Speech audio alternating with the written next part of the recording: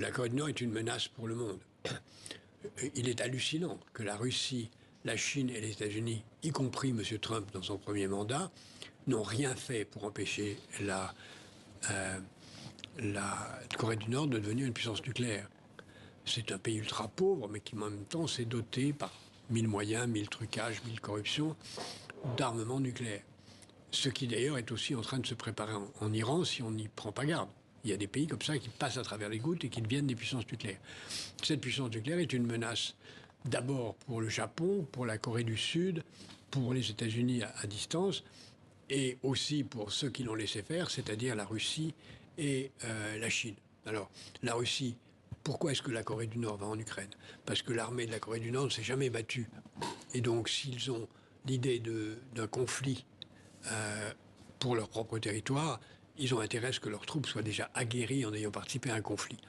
Pourquoi est-ce que la Russie prend des troupes de la Corée du Nord? Simplement parce qu'il n'y a plus d'hommes disponibles en Russie, sauf à toucher l'élite des grandes villes, ce que M. Poutine ne peut pas prendre le risque de faire pour des questions de popularité personnelle. Donc il a besoin d'hommes. Même s'il en perd, semble-t-il, selon les chiffres les plus sérieux, entre blessés et morts 1000 par jour, il a besoin de mercenaires venant d'ailleurs.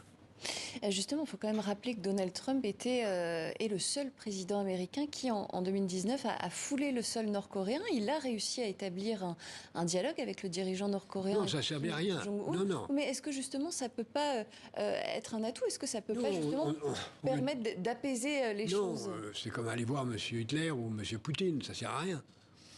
Ces gens-là ne respectent que le rapport de force. Je vous rappelle, c'est quoi le fascisme? C'est quoi le totalitarisme?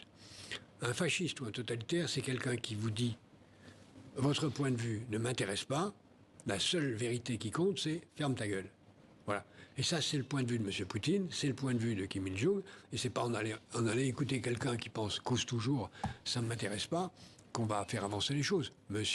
Trump, en y allant, comme ceux qui ont essayé de voir M. Poutine pendant la période ukrainienne, n'ont fait que renforcer l'ego narcissique de dictateurs tout-puissants.